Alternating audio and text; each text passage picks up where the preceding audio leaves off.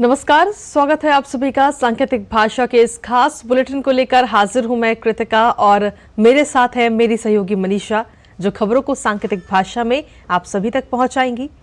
तो चलिए शुरुआत करते हैं इस खास बुलेटिन की और सबसे पहले देखते हैं सुबह की हेडलाइंस।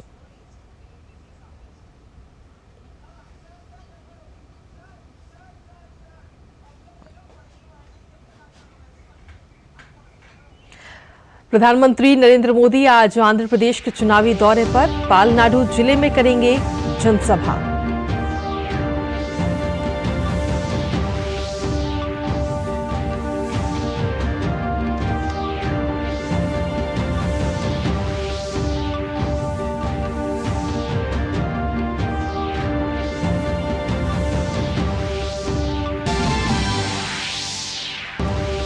चुनाव आयोग की स्वतंत्र और निष्पक्ष चुनाव कराने के ऐलान के बाद चुनावी सरगर्मियां हुई तेज। टीडीपी और जनसेना 2024 के चुनाव के लिए घोषणा पत्र करेंगे जारी। अन्य दल भी प्रचार में जुटे।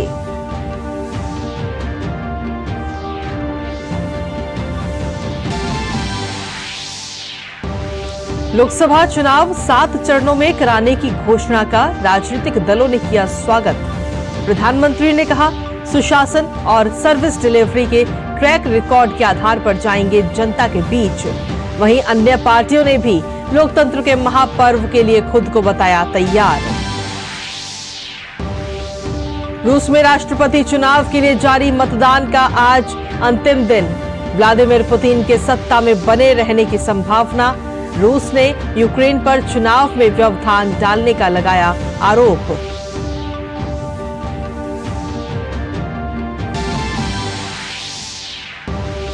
और खेल की खबरों में नई दिल्ली में आज खेला जाएगा महिला प्रीमियर लीग का फाइनल। दिल्ली कैपिटल्स और रॉयल चैलेंजर्स बेंगलोर के बीच होगी खिताबी भिड़ंत।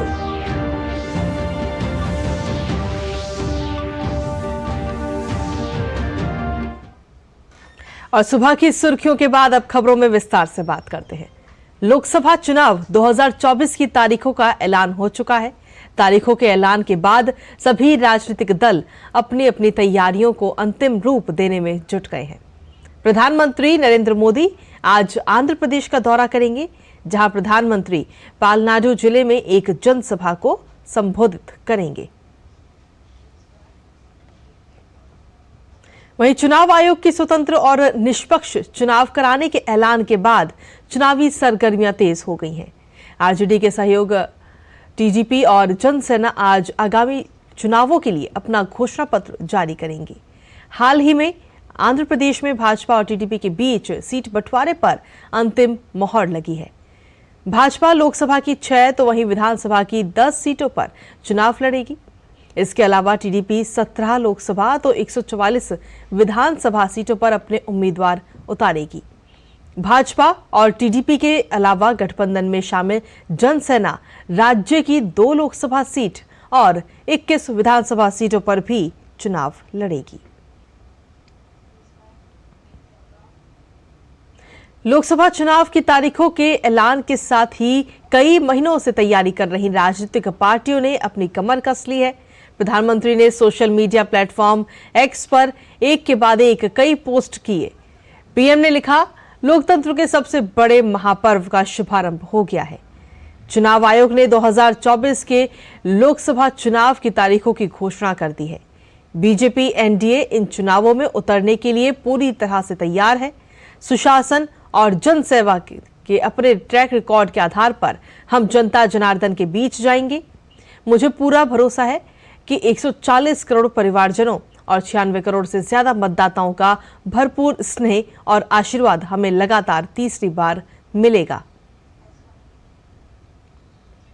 वहीं भाजपा के राष्ट्रीय अध्यक्ष जेपी नड्डा ने भी लोकसभा चुनाव की घोषणा का स्वागत करते हुए सोशल मीडिया प्लेटफॉर्म एक्स पर लिखा कि मैं चुनाव आयोग द्वारा लोकसभा चुनाव 2024 की घोषणा का स्वागत करता हूं। चुनाव लोकतंत्र का सबसे बड़ा उत्सव है। ये देश और प्रदेश को विकास और सुशासन के पथ पर अग्रसर रखने का माध्यम है।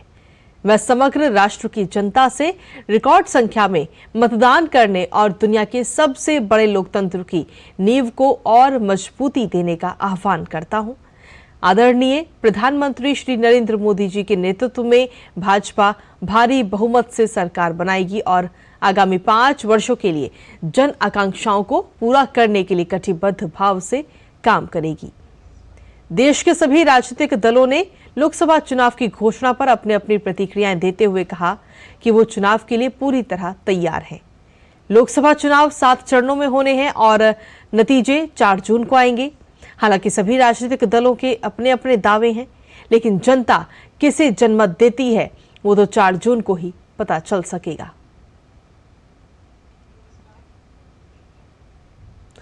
और वहीं आगामी लोकसभा चुनाव के मद्देनजर लंदन में overseas friends of BJP UK ने एक कार रैली का आयोजन किया। भाजपा के समर्थन में निकाली गई इस रैली में 200 से ज्यादा कारें शामिल थीं। ये रैली नॉर्थोल्ट में कच्छ स्लेवा पाटीदार समाज परिसर से शुरू होकर वेम्बली में स्वामीनारायण बाप्स मंदिर में संपन्न हुई। रैली में हैरो से सांसद और पद्मश्री विजेता बॉब ब्लैकमैन ने कहा कि भारत में भाजपा के सत्ता में आने के बाद से भारत और ब्रिटेन के बीच दोस्ती मजबूत हुई है। भारतीय अर्थव्यवस्था दुनिया की नंबर 1 अर्थव्यवस्था बनने की राह पर है। राष्ट्रीय स्वयंसेवक संघ की अखिल भारतीय प्रतिनिधि सभा की 3 दिवसीय बैठक का आज अंतिम दिन है।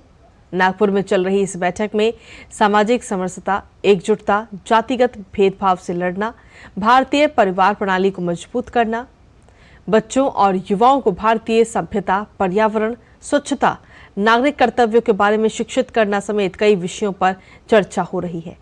इस बैठक में 45 प्रांतों के 1,500 से ज्यादा स्वयंसेवक भाग ले रहे हैं।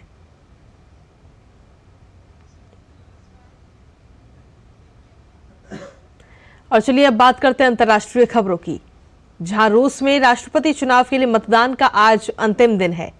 मतदान प्रक्रिया के दौरान 2 दिनों में बड़ी संख्या में लोगों ने मतदान किया। इस चुनाव में राष्ट्रपति व्लादिमीर पुतिन प्रमुख प्रत्याशी हैं और 6 वर्ष के 5वें कार्यकाल के लिए उनके पुनः चुने जाने की भी उम्मीद है। इस चुनाव में 71 वर्षीय पुतिन के सामने 3 प्रत्याशी हैं, लेकिन वो राष्ट्रपति की कटु आलोचना से भी बच रहे हैं। ये विरोधी प्रत्याशी यूक्रेन युद्ध पर सरकार की नीति के विरोध में भी कुछ नहीं बोल रहे हैं। 2 दिन के मतदान के दौरान तोड़फोड़, हिंसा और विरोध प्रदर्शन की करीब आधा दर्जन घटनाएं भी सामने आई। उन पर सुरक्षा बलों ने काबू पा लिया है।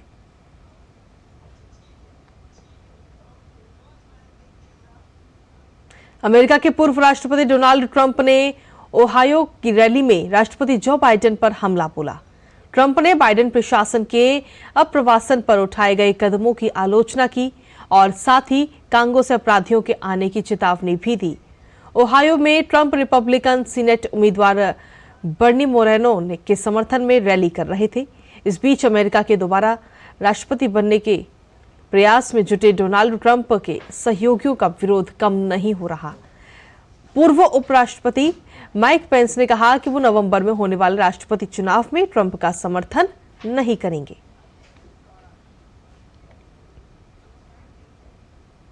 वहीं आइसलैंड में एक बार फिर ज्वालामुखी विस्फोट हुआ। ज्वालामुखी विस्फोट के कारण दूर दूर तक लावा आसमान में दिखाई दिया। रेगजेंस प्रायद्वीप पर स्टोरा स्कॉगफेल और हागाफेल के बीच ज्वालामुखी विस्फोट हुआ है। इस इलाके में 8 फरवरी को भी ज्वालामुखी विस्फोट हुआ था। दिसंबर से लेकर अब तक आइसलैंड में ये 4थी बार ज्वालामुखी विस्फोट हुआ है।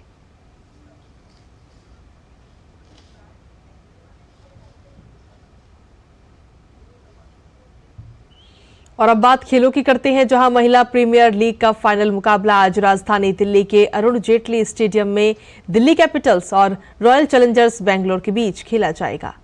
इस सीजन में दिल्ली कैपिटल्स के खिलाफ आरसीबी का रिकॉर्ड बिल्कुल भी अच्छा नहीं रहा है। दोनों के बीच खेले गए सीजन के पहले लीग मैच में दिल्ली कैपिटल्स ने 25 रनों से जीत दर्ज की थी। इसके बाद दूसरे लीग मैच में दिल्ली ने आरसीबी को करीब मुकाबले में 1 रन से शिकस्त दी थी। ऐसे में आरसीबी के लिए फाइनल में दिल्ली की चुनौती आसान नहीं होगी। वहीं आरसीबी ने पिछले 2 मैचों में लगातार डिफेंडिंग चैंपियंस रही मुंबई इंडियंस को शिकस्त दी।